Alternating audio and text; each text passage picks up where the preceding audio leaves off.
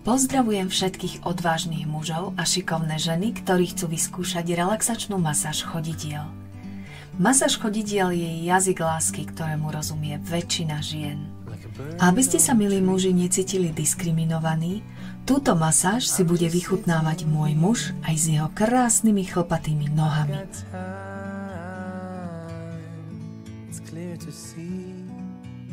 Takže, začíname. Pod nohy dajte partnerke utierák a na ruky si naneste trochu oleja alebo masti. Poriadne si ruky zahrejte. Prvý hmat, obložený chlebík. Jednu dlaň položte z vrchu na priehlavok, druhú zo spodu. Spoločne naraz prechádzajte obidvomi dlaňami od prstov ku členku.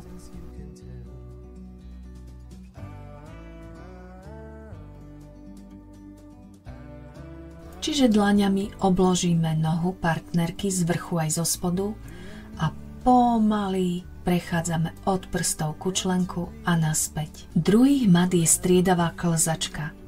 Položte jednu dlaň na priehlavok, sklznite sa dolu ku členku.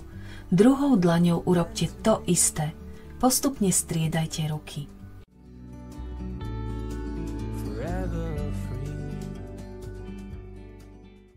Čím pomalšie budete túto masáž robiť, tým bude relaxačnejšia.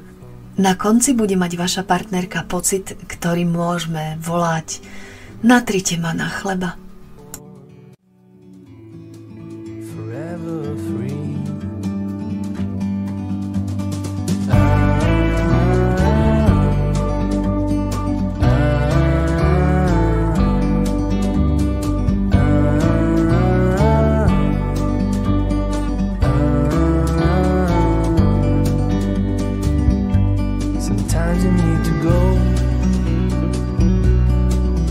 Take a step back